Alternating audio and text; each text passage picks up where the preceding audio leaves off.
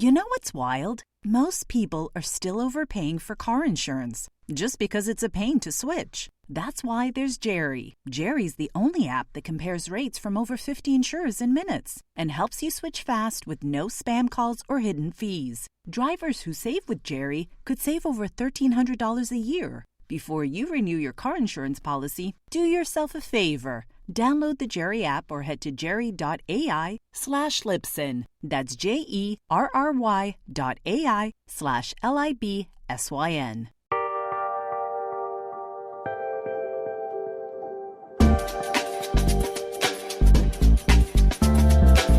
Okay, have you been on TikTok recently? I'm thrilled to announce that no, I have not. One perk of being a parent is just no time to melt your brain on TikTok. I got off of TikTok because one, I didn't have any time, but two, I've been told by some social media manager type, hired by other people, they're just these clips aren't performing really well on TikTok. And my friend was like, oh, you mean the online platform that was recently bought by a super conservative person that is actively silencing things that would be coming from a very progressive comedy site? Right. Is that really what you've been paid to tell us? You think it's the content, or you think it's the huge news item about someone crazy buying this platform? I was just Totally. oh my God, this is also top to bottom stupid. I'm done. Yeah. No, that's real. I am still very much addicted to TikTok, and it is getting so conservative in a way that's really crazy. Oh. And it feels like even people who would quote unquote identify as liberal are leaving the most evil, transphobic, and also fat phobic. There's just multiple discourses happening right now. There's the bisexual man discourse where it's would you date a bi man? And then there's some trans discourse. I have never seen that side of the internet, and I'm suddenly getting it every other video. So if you're getting it, anyone who's even a little conservative leaning has been getting it. It's so scary, the new owners. Yeah. What are they pushing? It literally feels like the CIA is pushing shit trans panic and transphobia to divide us or whatever. It's very freaky to see what's happening right now. And I think it started with the New York Times. It's happened very slowly. It's should trans kids be able to have gender affirming care? Just posing it as an innocent question. Totally. And I think our guest today probably charted and predicted this years ago. Yes. Through the term trans, agnostic, reactionary liberal, which is the idea that TERFs are usually we have this far right image of transphobic people, but it is the people within our quote unquote online communities, and it is these people that would describe themselves as liberal, but the trans stuff just takes it too far, and I feel it's all just coming to a head on TikTok right now in a way that's very scary to watch. And I think if you don't know a trans person, you end up in these kind of devil's advocate. We're just arguing the facts. I just love a think piece that poses a question, and you're not kind of looking at what the fallout would look like for a real person. Exactly. Our guest today, who is none other than Andrea Long Chu, I had so many smart and interesting ideas about what it means to be trans in this media climate, what it means to be a trans critic, writing about gender, and how that's maybe even changed from 5 years or so ago, One of the many things I appreciate about her point of view is I think that sometimes I can feel I'm losing my mind if all I'm responding to is the right or a conservative majority movement in America. And I'm kind of I feel very lowest common denominator. And I really like that she's set her sights on her own group or the left or liberalism in America. And I'm oh, that feels very fruitful to me. And we get into that today.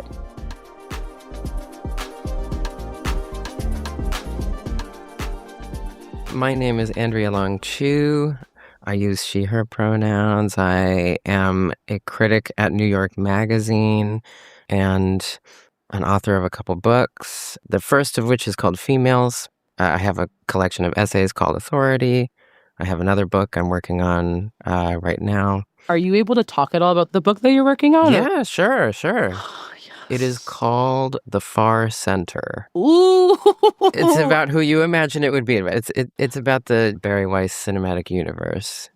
So, I mean, just jumping into it, but that kind of, reactionary centrism, left-punching liberal, whatever you want to call it, we're all very familiar with it. It's now, even more powerful than it has been, and we still, I think, don't have a lot of good ways to talk about it. And they tend to be almost on purpose pretty ideologically incoherent. They don't want labels. They don't. Oh, we're free thinkers. We're heterodox. We're contrarian. Whatever. So the book is trying to make them into the most coherent version of themselves, to give like an intellectual history, connect it to currents in the 20th century, and sort of legacy of the 60s and 70s, Cold War, all this stuff, so that it's easier to think about them, hopefully, at the end of it. I have likened it to sort of sobering someone up so that you can fight them.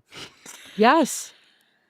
No, it's like you have all these airs of like bullshit around you. Like, what is actually happening with you, so that we can like know how to like approach you. Or you're just like dodging everything. Exactly. Yeah, this is very whack-a-mole feeling. So it sounds really cool that you're like grabbed one of the moles. Well, you really do want to grab them. Like it's so slippery. It's such a commitment to being incoherent in a way, and then trying to like make a virtue out of that, even while it is all extremely symptomatic, right? Like, it's people who have been canceled in a certain way. Certain people, you cancel them and it breaks their brain and they move to Substack, and then they become one of these people. For all of us, there is one thing that if we got canceled for that, we would become Barry Weiss, Like there's something, it's like it triggers something, being biracial puts you at a much higher risk of this happening to you. There's all this, there's a whole, there are the words biracial and risk is what sentences vary. You're at a higher risk when you're biracial, getting canceled. Totally. If you're Thomas Chatterton Williams, you're like, stop. I, Thomas Chatterton Williams, don't feel black, and therefore everyone who says that they feel black is lying. And I have to tell the truth about that, instead of realizing that, like, oh, part of what it means to belong to a group is feeling like you don't belong to the group. That's actually the normal condition of community. Instead, but I feel othered. It happens, we have the queer version of this. Increasingly, we have the trans version of this. There are some, like I think Brianna Wu, I think this has happened to, and I think there are a couple of others. I think they thought it was going to be me. Like the people in that group thought it was, there was like a period of time where like Red Scare was trying to get me to come on, I think, because they were like, oh, there she is, right? Red Scare the white Z-way. And it's like, yeah, exactly. But it's like, babe, being critical is not the same thing as trying to be like intentionally inflammatory. And like, I feel like people like conflate those two things, where it's like, oh, you're a critic and you say things. And so like, you're not afraid to speak up to big woke or whatever. And it's just like, babe, we are not doing the same thing. Yeah. Well, it really is like there's a way that they have tried to kind of colonize having an unpopular opinion. Yes, exactly. That like, if you're having an unpopular opinion, then you must be dissenting from this sort of woke mind virus or whatever. And so I think there were some people who thought that would be me. And that's the risk. Yes, it qualifies me to write the book, because like I think I'm on paper I'm in a high risk population for this. Wow. Is this like a strictly, with your book, are you focusing on American? Yeah, the context is basically American, especially because I do think there is like a broader context, but in the American context, it is so strongly connected to very like American things. The discourse is so strongly American, and about the Constitution, and about what makes America special, and democracy, and like a broader analysis does need to happen. But in this case, it is really trying to understand what peculiar kind of American thing has happened to produce this very specific set of people, and then also, the broader kind of ideological current that they bring with them, because I think you have your smaller group, right? You have your Barrys and your Thomases and other people who write for the Free Press or the Atlantic, and that's like a known group. And then there is a broader group that I wouldn't say belong to that, but who are partaking of it and are borrowing things and being influenced. So someone like on the leftmost side, like someone like Ezra Klein is like, he wouldn't identify with that, but he's a part of it sort of more broadly. So yeah, anyway, it is trying to give a kind of American diagnosis. Wow. Are these people dangerous to you? I would imagine the answer is yes, but like, are these just like fringe little guys, or like you're like, no, this represents something much bigger? The funny thing is that I had a worry going in that it would be sort of fringe little guys, or that it would be people that I know from the internet, from, the heyday of Twitter, or people who there was lots of discourse about them whenever they surfaced, but that I was like, well, that could just be like a really like media world kind of thing. Mm-hmm. The best thing that could have possibly happened for this book is for Barry to get that job at CBS. Because it's like, oh, actually, no, this is not like a fringe thing. It's been very successful. Free Press is one of the most popular Substacks.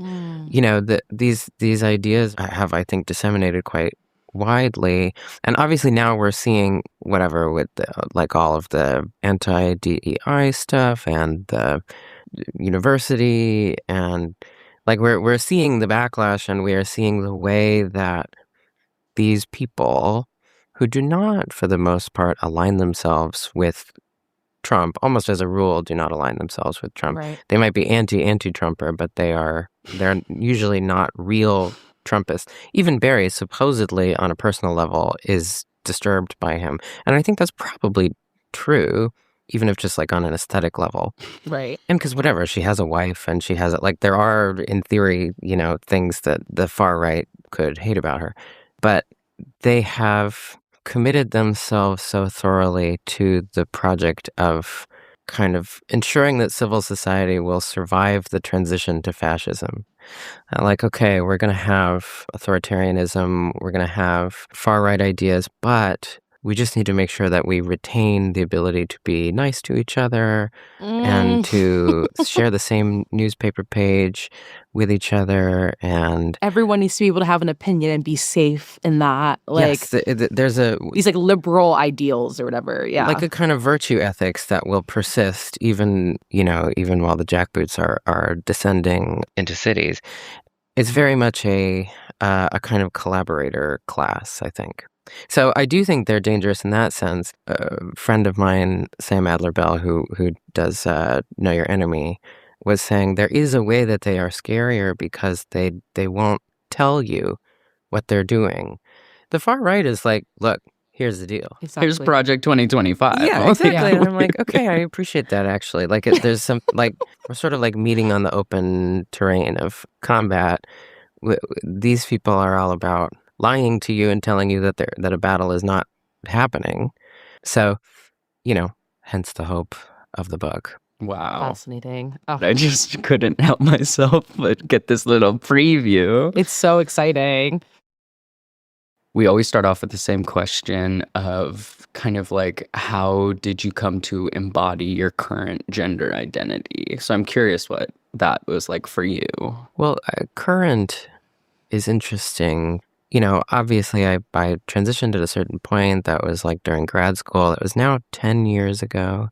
And, there are all those cliches about like you transition and then you have to keep transitioning afterwards, and it's not a moment, and it's, that all of those things, that to some extent all of those things are true. But the thing that occupies me the most these days is a kind of masculinity has become available to me, or at least I have kind of let it be available to me, that was not in the past, which was for me always the point, right? Like in 2016, I was like reading Autostraddle and looking at sort of like laddish women that I thought were really hot or whatever, right? Like my identifications were always towards a kind of female masculinity.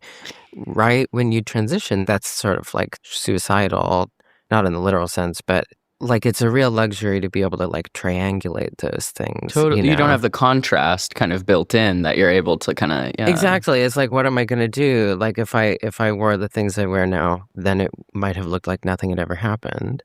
And the reality is, and the reason that it was so difficult to sort of be butch is that to some extent that is still true, right? Like I get misgendered more now, and do I get misgendered more? I don't know. That's one of the key questions.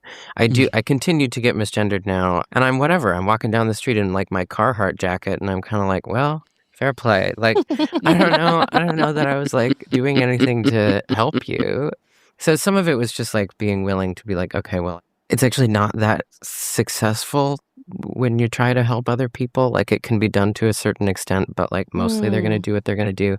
One of the amazing things you learn is just how little you can change anyone's mind. There are these famous studies in the Kessler and McKenna book, Gender and Ethnomethodology or whatever, where they showed people different illustrations, like simple drawings of people with like various anatomy in a sort of like exquisite corpse fashion.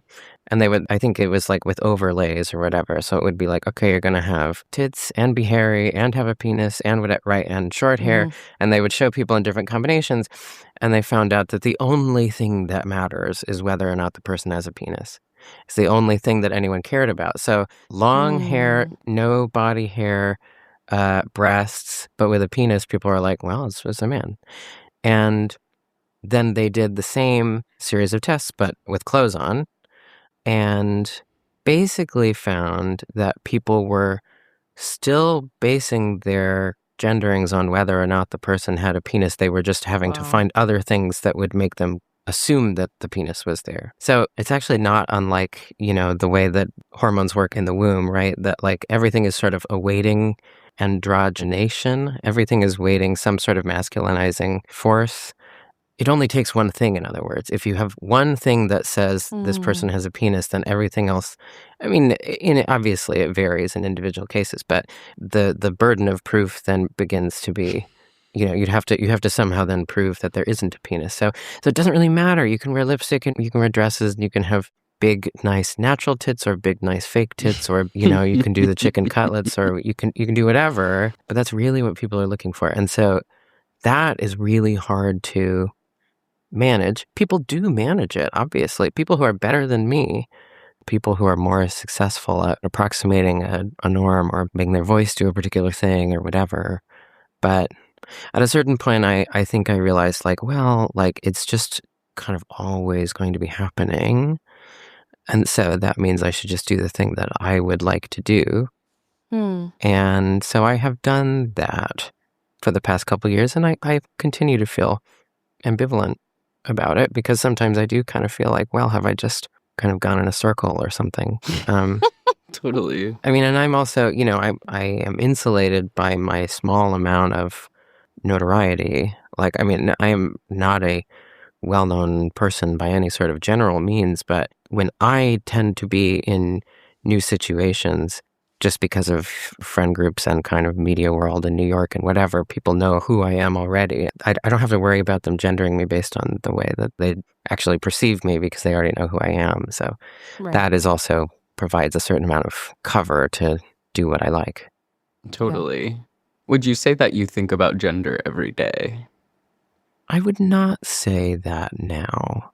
I used to, when I was very depressed or like earlier in transition, obviously, I thought about it every day. I think about it often, but I do think about it a lot less, thank God, than I used to. It was too much. Yes. It was simply too much.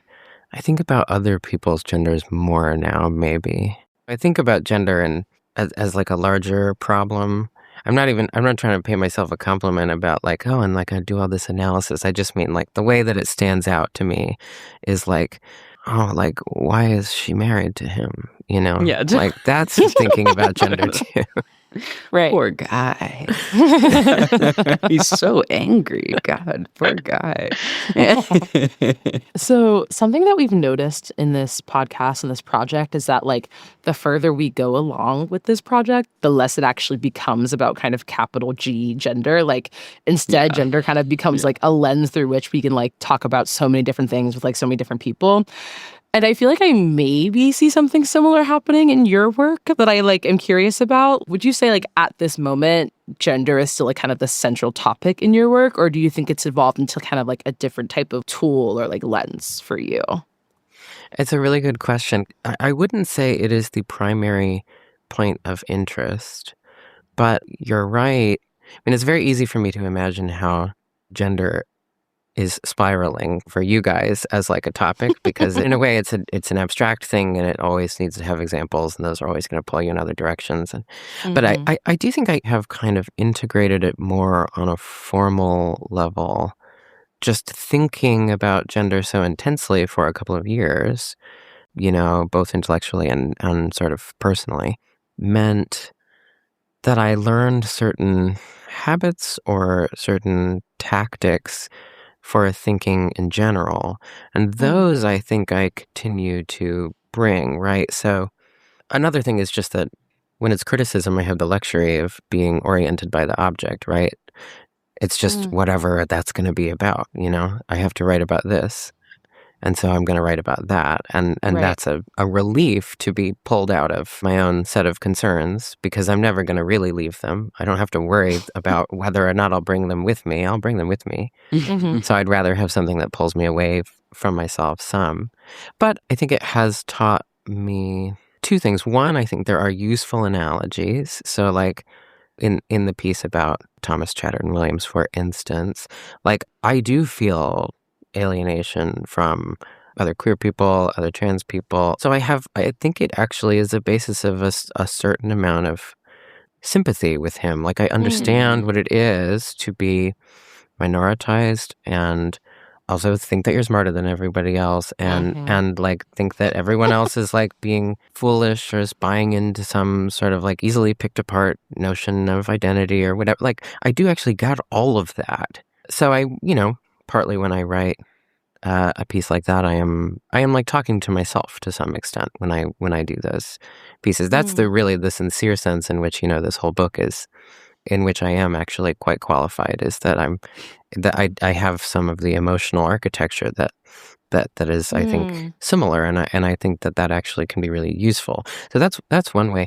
Another, I would think, on a substantive level, is just that I have become more and more interested in the problem of like reproduction very broadly, to some extent like actual sort of species level reproduction, but like social reproduction and the question of how we all continue to exist and to exist in a society or in culture, and the way that is connected to gender. So for instance, you will find centrists, when they are kind of letting their guard down, talking about how DEI was obviously they'll say it was an affirmative action program, and they mean that in lots of different ways, but one of the things that they mean is that it's bringing women into these white collar spaces, that it was like contributing to the feminization of the workplace, and there's some notion that women are more likely to participate in like social ostracism and shaming, and that they're more interested in status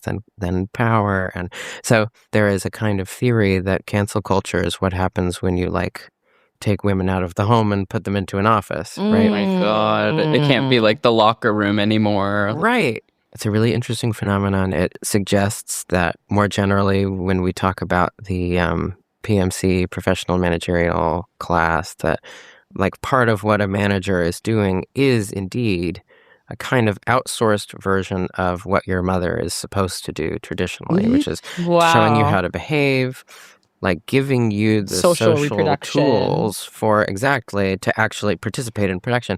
And so that there is something true that has been displaced as an effect of the expansion of capitalism, that has been moved. And so the discourse around woke elites is to some extent a discourse around people feeling that they're being poorly mothered or that they're being mothered in a way that they don't want to be. So that's also a way that gender is a part of things. But that's a lot less gender as identity and more trying to think about it as a name for a particular part of the production process. Yeah, totally. This is kind of pushing it into like a manosphere for me. Is this kind of where you're finding this like far middle, or is that more like far right than what you're talking about? I think they're connected. Like, you do have the far right manosphere where they're like, women are animals, or they should be your pets, or they should be your slaves, or whatever, right? Where it's like, and they're like, where they're just like, tell me more. This is so pet, you say? Join subreddit. No, I'm kidding. Right. But so they're doing that. Like, they are obviously part of a backlash. They are reacting to significant social change, and some of that social change is what we would call the fruits of some sort of feminist liberation. And some of it is not. Some of it is also breakdown in the family that is not particularly the result of feminism and is more the result of capitalism, right? So there's... Yes. No, I'm like, yeah. So there's obviously the Christian version of that, or other religious versions of that. And then there is, the manosphere version of that.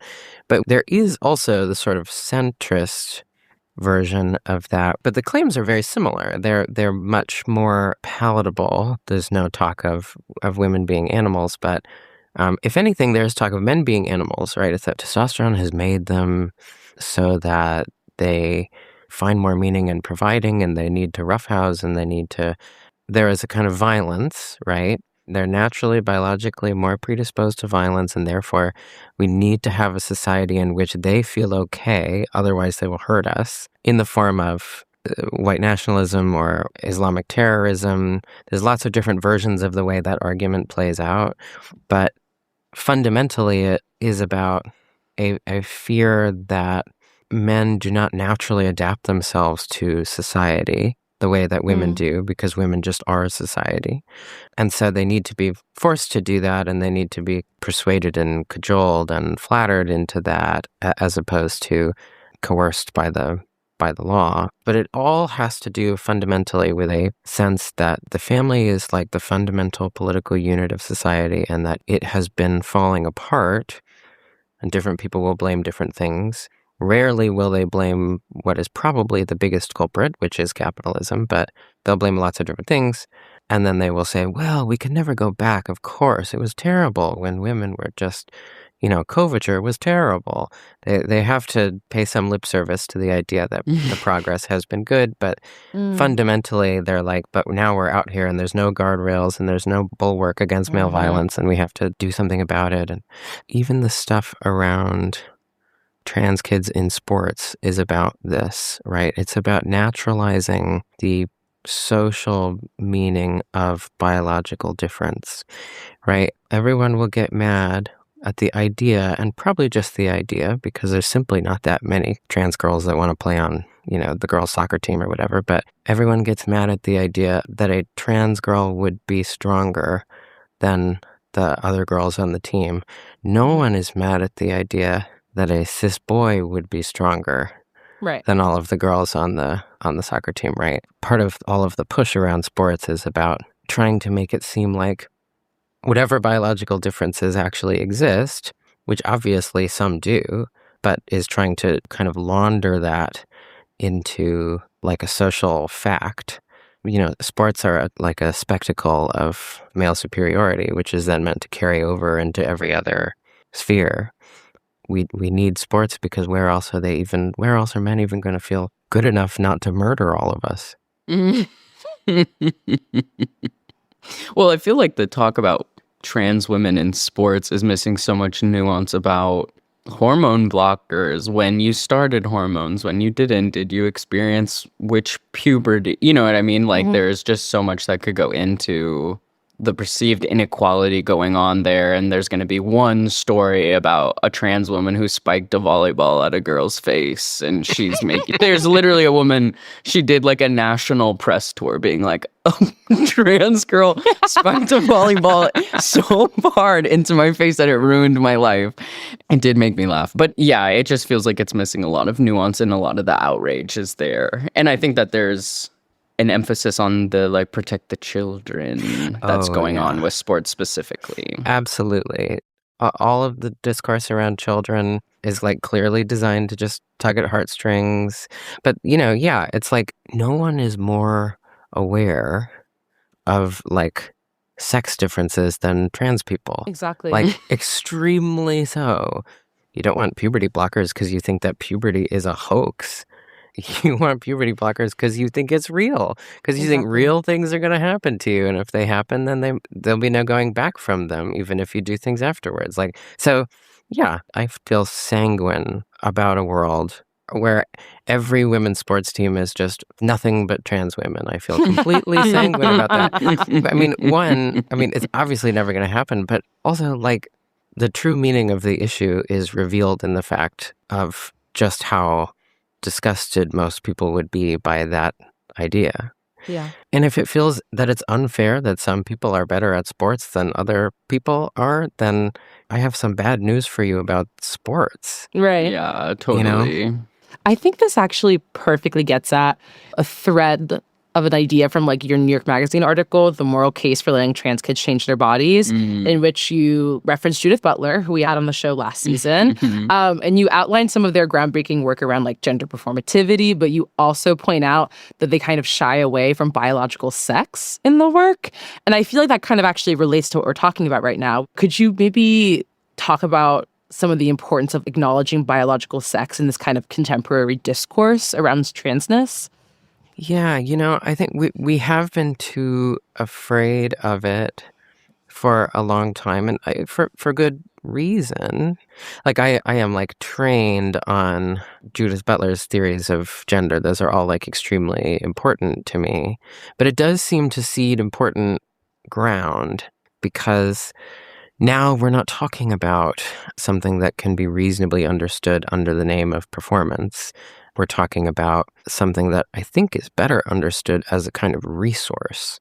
There are material realities to the body, to the capacities of the body. If my bones get weaker, as they say that they will, from when I was taking blockers or estrogen or whatever, if my bones do get weaker, that's a very relevant material fact, right? Like, I would like my doctor to know about that. I would like me to know about that. Like, you have to really put yourself into knots in order to try and deal with that purely on a social level. I mean, I don't know if Judith would really say, like, you get them in a corner and I think like they will be like, yes, of course there's a body, but but if you can make the moral claim at the level of the body, then why not do that? I loved the like trans agnostic reactionary liberal. I was curious if you would talk more about that. Oh, yeah. So anti-trans sentiment is a very big tent, and has people from all across the political spectrum. And it is worthwhile to parse that out, right? Like, we would like to imagine that the TERFs are right-wing, and they will hang out with those people sometimes. And then sometimes it will turn out, yeah, that's just what they are. But in truth, the real ones, like your Sheila Jeffreys or your Janice Raymonds or whatever, they really are coming from a left-wing perspective. And then you clearly have the right-wing version, that's usually religious, this is an abomination, etc. It seemed like there needed to be some sort of middle category for this like group, very, very vocal, very notable group of people who sort of broadly would describe themselves as liberal or liberal centrists or centrist, but still ended up kind of making common cause with TERFs on the left and anti-trans people on the right. They may believe the same things ultimately. They may believe that it is an abomination. They may believe that it is disgusting or immoral or whatever, but they're not going to make the argument from that perspective. They're going to make the argument that, the science is not yet settled, and therefore we need to wait, we need to pause, that trans activists are trying to hijack the discourse, like hold everyone hostage and make it so that now we all have to affirm these things which seem crazy to us. It's like, well, we're just defenders of free speech, and it's trans people who are the enemies of it, or we're defenders of science, and it's trans people who are the enemies. So that's why the name trans agnostic reactionary liberal, or TARL, was supposed to be was supposed to give a sense of this crazy thing that people in that camp will do, which is to say, well, this isn't about trans people, or like, I don't think trans people should be discriminated against when they go to rent an apartment or when they go to work. They have this structure of kind of denial that has been built into it. So, I mean, those to me really are some of the most insidious. You could really see it in the New York Times over a course of several years. And there's very specific people, but also just the Times in general, in the way that it reported on it, was sort of preparing the way. And then one of the first things Trump does after the election is signs this, whatever, keep boys out of girls' sports order. Then Jesse Singal writes a piece for the Times in February or March, being like, I never meant that we should do that. Right. No. I was just saying we should just question if trans people should have rights. I'm just asking the question, right? Yeah. Right. We have a sacred responsibility to question whether people have rights, but if those rights get taken away, it's not our fault. It wasn't me. Yeah, totally.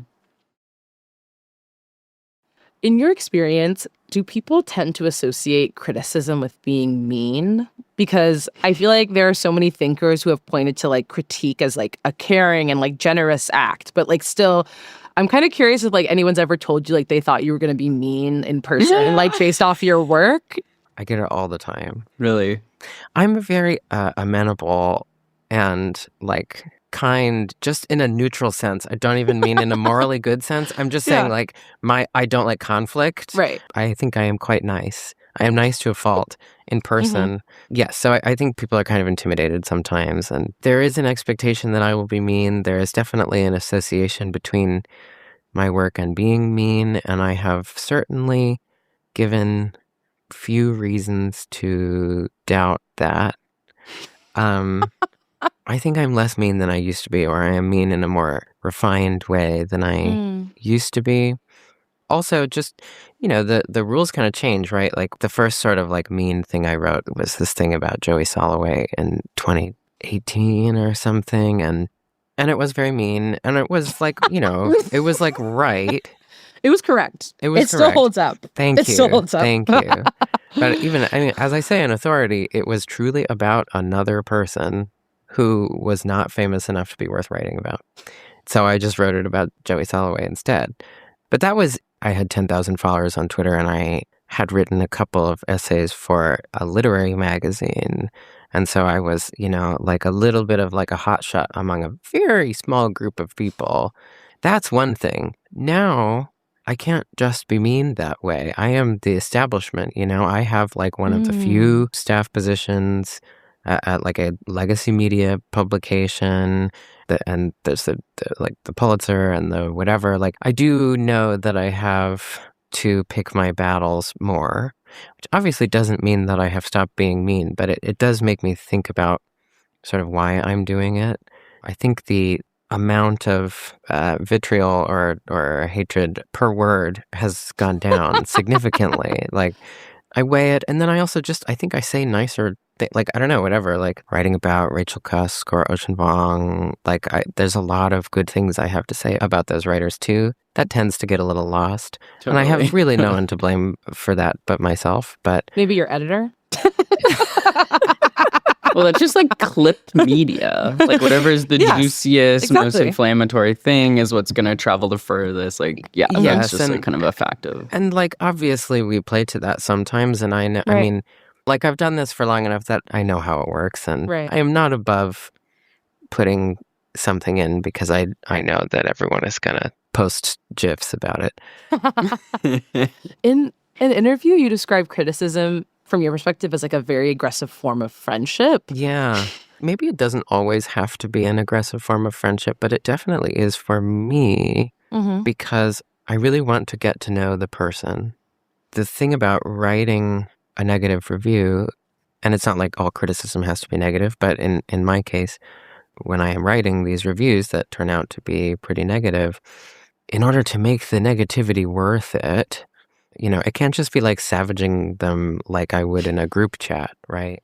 And like, I love doing that, right? Like in a group chat. That's great. Now that I don't tweet, my friends get the best tweets, like, great, right? And so that means having to like find something that is still worthwhile about them. I'm not a reviewer who is reading a certain number of novels a week or seeing a certain number of shows where sometimes you're like, this was a waste of time. Let me tell you about it. I have to make it not a waste of time to have read all of these books. If I'm only going to write 5 to 6 pieces a year and they're all going to be like long form, then I have to kind of make it worth it. So the way I do that is by trying to make them into the best version of themselves. And that, I think, is where the friendship comes in. I want to get to know them, and I want, in a way, to help them say the thing that I think they're trying to say. I want then usually to criticize that thing that they're trying to say, but I do want them to actually get it out. But it's in good faith. Yeah. I often feel afterwards a kind of fondness when I see them, when I not physically see them usually, but when I was going to ask, have you met most of these people? Because I'm dying to know. When I see their books or whatever, when I see that they're still doing things, I'm like, oh, like it's you. It's like seeing an ex at a party. I've gotten to know your work so well. Yeah, definitely. Right. Yeah, I feel like we had something. I feel like we had something once. I just spent all this time trying to like think as you. You probably don't remember me, but... But I know all about you, baby. I don't think I have ever met someone in person that I wrote about like that. But at some point it will happen.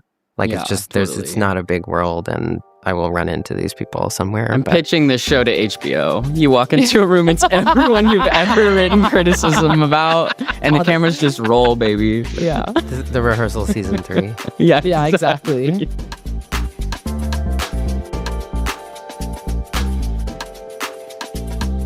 Gender Spiral is an original podcast from Audiation. Music is composed by Command Plus Jasmine and Chanel Critchlow. The theme song remix is by our friend Daria, aka Board Lord. The show is mixed by Matt Noble. Cover art is by Joey Hahn, and graphics are by Michael Tyrone Delaney. The show is executive produced by myself, Allie Beardsley, my co-host Babette Thomas, and Sandy Smollins for Audiation. Our series producer is Ireland Meacham. Huge thank you to our Patreon supporters. We couldn't make the show without you. If you're not already a member, you can go ahead and join at patreon.com/genderspiralpodcast to listen ad-free, watch video recordings of interviews and bonus video content, join our Discord community, and more. Plus, another new perk for our highest tier members, we're now going to be giving you guys a shout out in the credits just to say thank you.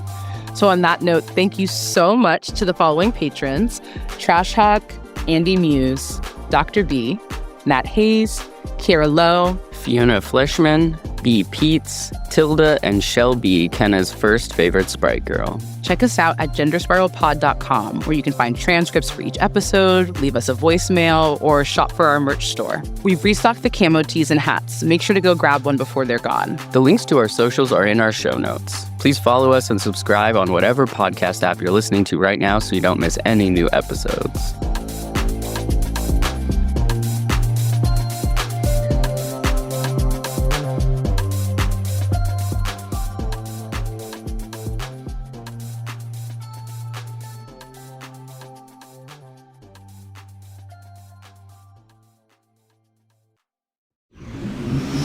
Audiation.